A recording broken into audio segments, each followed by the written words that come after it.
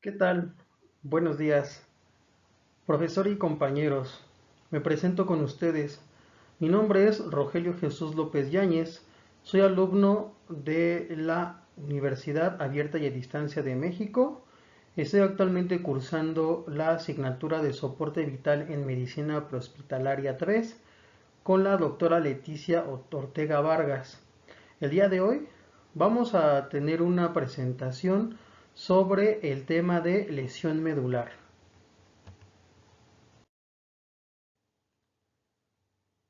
El siguiente tema está basado en el caso clínico que a continuación se presenta. Inicia el día 2 de 2 de 2026, un paciente masculino de 15 años, al encontrarse en una alberca con sus amigos, empieza a realizar competencias de clavados, realizando clavado de aproximadamente 1 metro de profundidad con mecanismo de lesión de comprensión y flexión. Perdiendo el estado de conciencia posterior al clavado, acuden dos personas a auxiliarlo. Solicita personal paramédico quienes llegan a los 20 minutos y deciden su traslado al hospital más cercano. A la exploración física se encuentran dermatomas a sensibilidad ligera, tacto ligero en C2 y C3, 2 de 2, C4 a C8, 1 de 1, T1 a S2, 0 de 0, S3, 0 de 0, S4 a S5, 0 de 0. Discriminación del dolor al tacto romo en C2 y C3, 2 de 2, C4, 1 de 1, C5, S2, 0 de 0, S3, 0 de 0, S4 a S5, 0 de 0. Fuerza muscular evaluada por miotomas en C5, 1 de 1, de C6 a T1, 0 de 0, de L2 a S1, 0 de 0, contracción anal voluntaria y presión anal profunda ausentes. Los diagnósticos del paciente son diagnóstico sindromático de síndrome medular completo, diagnóstico nosológico de lesión medular, escala A de Asia y nivel neurológico C3, y el diagnóstico topográfico es una tetraplegia. Este caso nos va a dar el preámbulo para desarrollar la siguiente actividad, donde vamos a entender que los C2, C3, C5 y el S2, S3 es una escala de Asia que más adelante vamos a tener contexto sobre ello. De manera introductoria vamos a entender que la lesión medular es una afección de la médula espinal. La médula espinal forma parte del sistema nervioso central y constituye la vía principal que el cerebro recibe información al resto del organismo y envía a las órdenes que regulan los movimientos.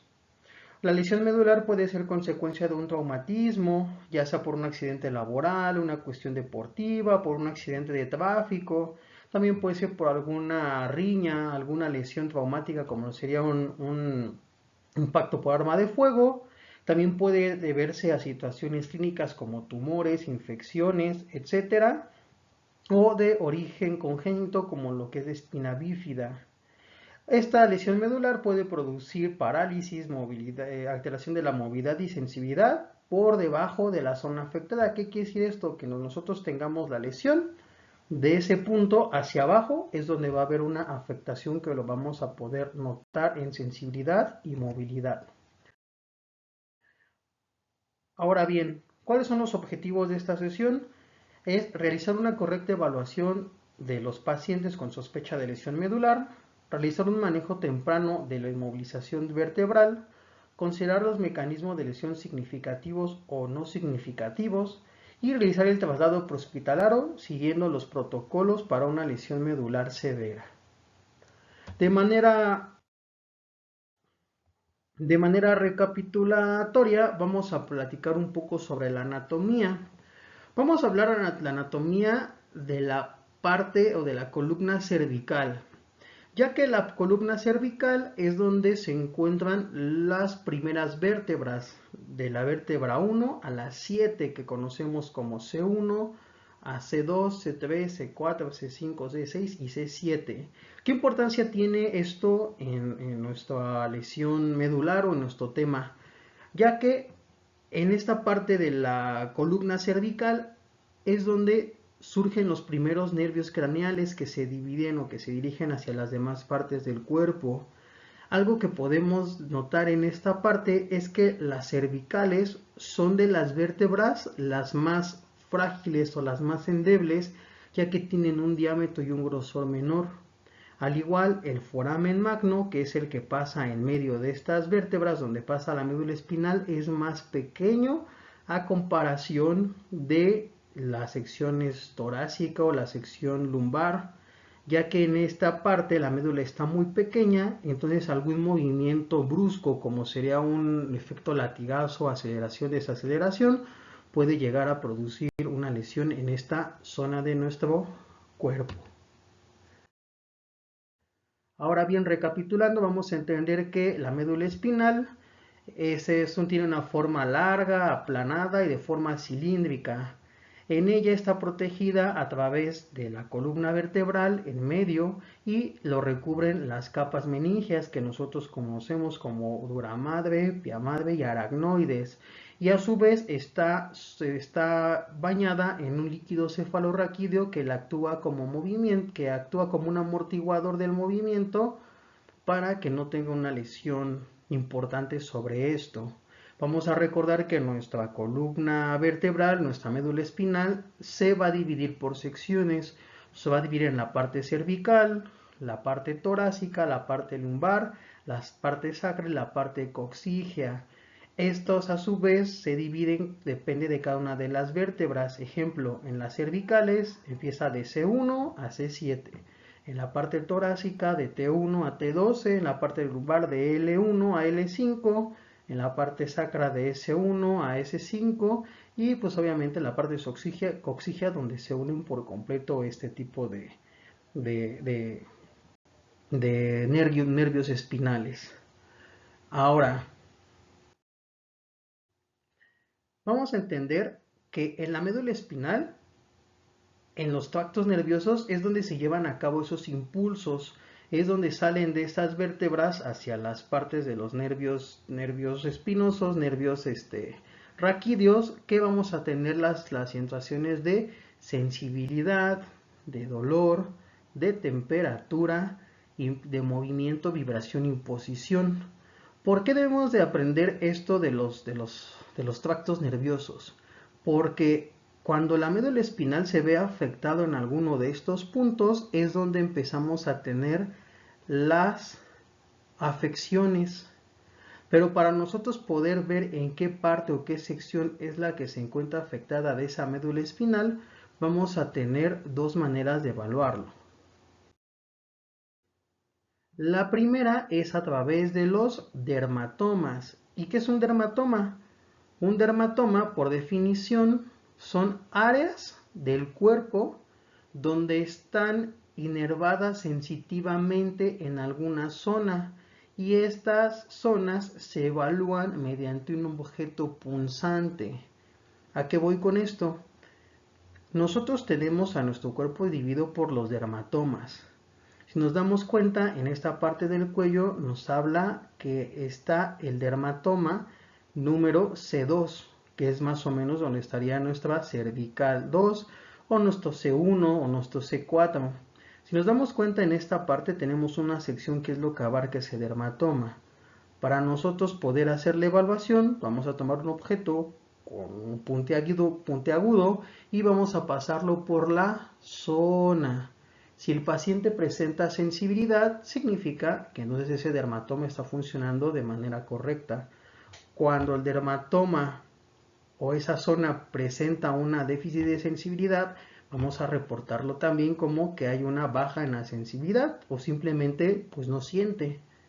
Eso es a nivel sensitivo y si nos damos cuenta tenemos dermatomas en todo nuestro cuerpo, tanto anterior como de manera posterior. Ahora bien,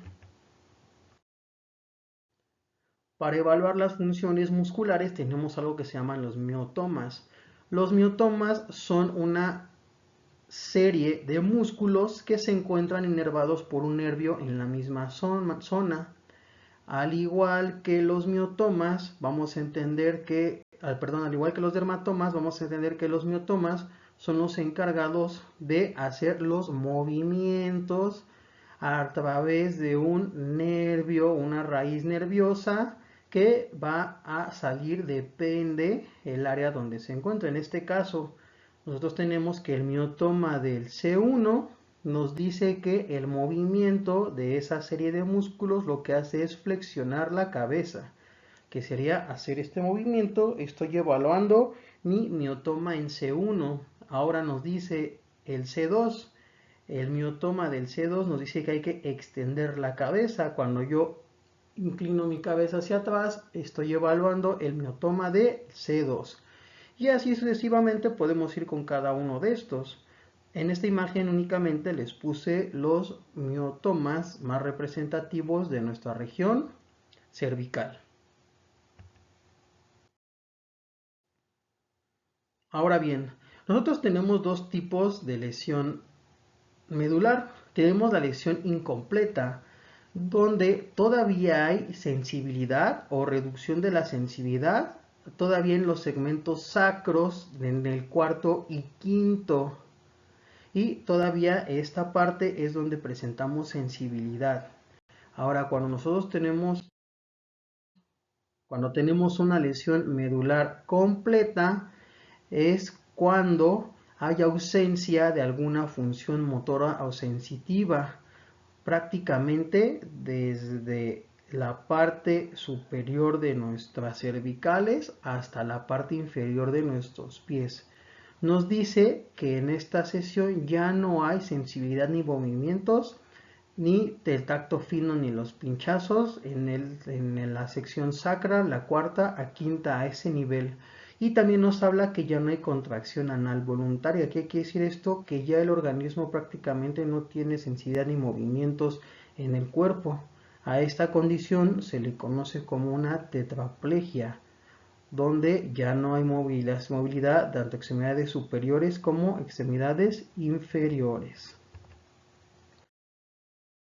Ahora bien, en la lesión medular, esta se puede producir por diversos factores. Se puede producir por un traumatismo, se puede producir por una caída, se puede producir por alguna condición médica, se puede producir por algún accidente automovilístico, pero en el área prehospitalaria vamos a entender algo que se llama el shock espinal. El shock espinal nos habla que es un fenómeno donde va a haber pérdida temporal de la función motora, pérdida funcional de la sensibilidad, puede haber parálisis, puede haber flacidez, puede haber pérdida de reflejos en esa zona de la médula espinal y generalmente se presenta en menos de 48 horas. Como les platicaba, desafortunadamente en el ámbito prehospitalario no podemos hacer hincapié en ver qué tipo de lesiones, ya que necesitan estudios de imagen y estudios complementarios para poder dar con el diagnóstico correcto. Por ende, en el medio prehospitalario vamos a tratar a todos los pacientes que sospechemos de una lesión en la columna vertebral como si tuvieran una lesión medular severa. ¿Qué quiere decir esto? Que ante la duda vamos a tratarlos como si fuera la lesión mayor que pudiéramos encontrar. Eso es en el ámbito de la medicina prehospitalaria. Nuestro tratamiento radica en una evaluación primaria. Esta evaluación primaria nos habla de nuestro protocolo XABCD, donde en la X vamos a hacer el control de hemorragias existentes. Una vez controladas las hemorragias, vamos a realizar una apertura de la vía aérea mediante algo muy importante, la tracción mandibular, ya que al no conocer cómo se encuentra esa parte cervical del paciente o encontramos alguna lesión en ella, el hacer una hiperextensión puede agravar más esa lesión. También hay que considerar una medida neuroprotectora como sería la aplicación de una vía aérea avanzada en caso que el paciente lo requiera para evitar un daño neurológico mayor o que el paciente se pueda llegar a deteriorar y se nos complique esa vía aérea. Vamos a hacer la evaluación de nuestro pulso y el monitoreo cardíaco en nuestro protocolo de nuestro XABCDE. Vamos a evaluar nuestra escala neurológica, nuestro déficit neurológico con las escalas ABDI, 3 esferas y la escala de coma de Glasgow. Esto con el fin de que únicamente el paciente no presente deterioros neurológicos. Recordemos que ante alguna situación de deterioro neurológico siempre hay que preservar nuestras funciones vitales del ABC. Y por último, hay que realizar una exploración física rápida. Esta exploración física es una exploración física inicial para detectar aquellas lesiones potencialmente peligrosas. Y nos indica que hay que considerar una inmovilización temprana de cervicales, ya que el principal tratamiento en los pacientes se centra en eso, en la inmovilización. Como tal, inmovilización cervical vamos a hacerla mediante un collarín. Este collarín hay que verificar que sea de la talla correcta del paciente, ya que si le queda más grande o más pequeño, pues puede llegar a obstruir la vía aérea. Y por ende, una vez que inmovilizamos con el collarín, no hay que soltar esa cabeza inmovilizada hasta que se le coloque el equipo de sujeción completo. ¿A qué me refiero con ello? Hasta que se le colocan los inmovilizadores cefálicos para que tenga una sujeción completa de su vía aérea. Durante la inmovilización corporal, de preferencia no hay que lateralizar a los pacientes ya que puede provocar un daño en esa parte de la columna vertebral. Si es posible, hay que hacer la movilización con un levantamiento tipo bloque, donde el paciente se mueve en un solo movimiento. Al igual hay que tratar de usar nuestra camilla tipo espátula, ya que esta camilla únicamente lo que hace es subir al paciente en un solo movimiento y evitar un daño mayor en la columna. Y pues si no está disponible, usar una férula espinal larga. Y por último, completar la sujeción total del paciente, incluyendo los straps o la araña para asegurarnos que se encuentre inmovilizado por completo. Posteriormente, en nuestra evaluación secundaria hay que recabar la información médica relevante con nuestro historial sample. Hay que realizar el monitoreo constante de los signos vitales como la frecuencia cardíaca, tensión arterial, saturación, frecuencia respiratoria, etc. En un paciente grave cada 5 minutos, en un paciente médicamente estable al menos 10 minutos. Y en la exploración física podemos hacer una exploración física más detallada si nos da el tiempo podría ser la escala ASIA. De manera general, la escala ASIA es una escala que lo evalúa el Instituto Internacional de Lesiones en la Médula Espinal, donde nos va a evaluar tanto los dermatomas como los miotomas y van a darle una clasificación de 1, 2, 3, 4, 5, que es lo que veíamos en nuestro caso inicial, donde veíamos que en la graduación sensitiva teníamos alrededor de C1 y C2 tenían 2 puntos y ya a la altura de C4 y C5 ya no tenía ningún punto. ¿Qué quiere decir esto? Que la lesión se encuentra a ese nivel, donde está ausente esa sensibilidad. Cuando nosotros hagamos nuestro traslado al hospital, durante el traslado hay que reevaluar el estado de conciencia, hay que revisar las intervenciones realizadas, como si le pusimos en una camilla, le pusimos una férula, una vía intravenosa, etc. Hay que reevaluar las constantes vitales y hay que notificar al hospital receptor. Generalmente en Ciudad de México, cuando los pacientes no cuentan con algún servicio médico, lo que se realiza es regularlo y el hospital que nos asigne el centro regulador notifica al hospital receptor al arribo de nuestra llegada. Cuando llegamos al hospital hay que presentar al paciente con el médico tratante. No hay que retirar el equipo sin previa autorización, ya que muchas veces los médicos nos piden que permanezca en la camilla, en la férula espinal larga o con inmovilizador completo para que le hagan los estudios pertinentes y ellos le puedan dar el manejo o tratamiento adecuado. Por ello no hay que retirarlo sin esa autorización previa del médico. Y por último hay que llenar el documento y entregar la copia pertinente al hospital receptor. Para este caso aquí tenemos el formato de atención prehospitalaria de ese paciente en el caso clínico mencionado. Ahora bien, tenemos que considerar qué acciones son adecuadas y qué acciones son inadecuadas. Una acción adecuada es una inmovilización completa, evitar movilizar esa vía aérea con una tracción mandibular, hay que tratar y prevenir el shock neurogénico del paciente, hay que movilizar al paciente en bloque, si es posible realizar una evaluación, una escala ASIA y prevenir el estado de choque cuidando la temperatura. ¿Qué sería una omisión de esto? Intentar alinear la columna cuando existe alguna inflexión del cuello. Evitar hacer una atracción que pueda llegar a comprometer la columna cervical, como es la hiperextensión, la maniobra frente mentón. Hay que asumir que toda hipotensión puede producir un estado de choque, mover al paciente de forma fragmentada, que nos movamos de un lado, que movamos del otro, omitir la exploración física en busca de alguna lesión mayor severa y por último ignorar la temperatura del paciente, ya que si nosotros lo dejamos al medio ambiente baja su temperatura y puede llegar a generar algo que se llama estado de choque. De manera ética, los paramédicos debemos de entender que lo vamos a estar expuestos a atender a muchos tipos de pacientes. Por ello hay que evitar hacer estigmatizaciones o prejuicios antes de atender a una persona. Un ejemplo de ellos son las personas que se encuentran en situación de calle, sexoservidoras, personas en abandono, ya que el hacer prejuicios nubla nuestra atención de calidad hacia esos pacientes y por ello vamos a entender el principio de beneficencia o no beneficencia, donde el código debe de ser dar la mejor atención, el mejor tratamiento para ese paciente.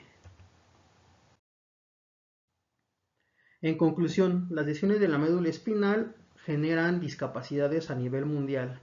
Generalmente se daban por accidentes automovilísticos. Actualmente los automóviles se han modificado y han sido más seguros, por lo que hoy en día el número uno de causas de este tipo de lesiones se dan por lesiones traumáticas como los impactos de arma de fuego en México y por caídas en adultos mayores. Vamos a entender que el manejo prehospitalario de las lesiones del médula espinal debe de ser fundamental el evitar que el daño se prolongue. Por ello hay que considerar hacer una evaluación correcta y hacer la inmovilización de manera oportuna para que ese paciente pueda tener un mayor índice de recuperación.